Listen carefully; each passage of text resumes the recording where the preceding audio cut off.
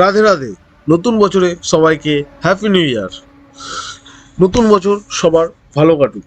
আজকে আমরা এমজি দাস মোটরসের তরফ থেকে চলে এসেছি আরও একটি নতুন ভিডিও নিয়ে। Mercedes Benz C2 classic. Mercedes Benz C2 ক্লাসিকের গাড়ির প্রবলেম, যা যা প্রবলেম আছে আপনাদেরকে পুরোটাই আমরা দেখাতে চলেছি। চলুন দেখে নেওয়া যাক। ফ্রেন্ডস, মার্সিডিজ বেঞ্চের যে প্রবলেমগুলো দেখুন। ফার্স্ট আমরা গাড়ির চাবি অন করছি। গাড়ির চাবি অন করার পরে, ইগনিশন অন করার পরে দেখুন গাড়ি রাউন্ড নিচ্ছে। গাড়ির রাউন্ডে স্টার্ট হবে গাড়ি। আমরা সেলফ মারবো, দেখুন গাড়ি স্টার্ট হবে। গাড়ি স্টার্ট হওয়ার পরে দেখুন চেক ইঞ্জিন লাইট জ্বলে রয়েছে। মিটার এখনও চেক ইঞ্জিন লাইট জ্বলে রয়েছে। এবারে দেখুন গাড়ির মিসিং প্রবলেমটা দেখুন।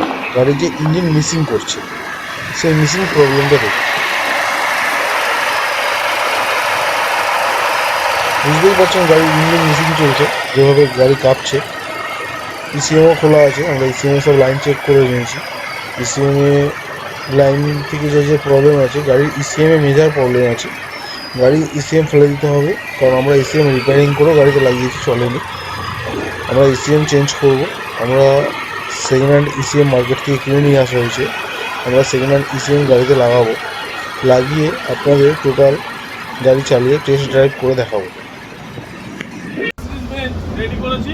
মার্সিডিজ বেঞ্জের যেরকম ইসিএমের প্রবলেম ছিল, আর গাড়ির 1 নম্বর 2 নম্বর 3 নম্বর যে মিসিং চলছিল, গাড়ি মাঝে মাঝে 3 নম্বর দেখাচ্ছিল, ক্যান্সেসারের কোড দেখাচ্ছিল, ক্যান্সেসারটা খারাপ ছিল।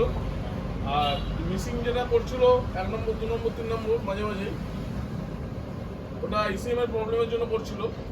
আমরা গাড়ি ইন্ডেক্টরও পরিষ্কার করেছি, আর ফ্ল্যাগও নতুন লাগিয়েছি, তাতেও মিসিং যায়নি। লাস্টে আমরা ইসিএম চেঞ্জ করার পরে গাড়িতে আর কোনো প্রবলেম আসেনি। দেখুন এখন আর মিসিং নেই গাড়ি, চলো এদিকে। আর চেক ইঞ্জিন লাইটও বন্ধ হয়ে গেছে, কোনো ডিটিসিও নেই, এখানে মিটাই নেই। দেখুন আমরা স্টার্ট করছি, আর গাড়িতে যে রাউন্ড নিয়ে স্টার্ট হচ্ছিল, রাউন্ডও বন্ধ হয়ে গেছে, আর গাড়িতে কোনো চেক ইঞ্জিন লাইট নেই। চেক ইঞ্জিন লাইট দেখা, গাড়িতে কোনো চেক ইঞ্জিন লাইট নেই। গাড়ি আমরা টেস্ট ড্রাইভ নেবো, টেস্ট ড্রাইভ নিয়ে দেখবো গাড়িতে পিক আপের কোনো সমস্যা আছে নাকি। আশা করি গাড়িতে কোনো পিক আপের সমস্যা হবে না, কারণ এখনই আমরা আগে যেমনি এরকম 2000 RPM-এ যদি গাড়িকে ধরতাম, এরকম 2000 RPM-এ যদি গাড়িতে ধরতাম, গাড়ি পুরো কাঁপতো, থর করে পুরো গাড়ি কাঁপতো। এখন গাড়িতে কোনো সেসব কোনো প্রবলেম নেই। গাড়ি ইঞ্জিন স্টার্ট আছে দেখা,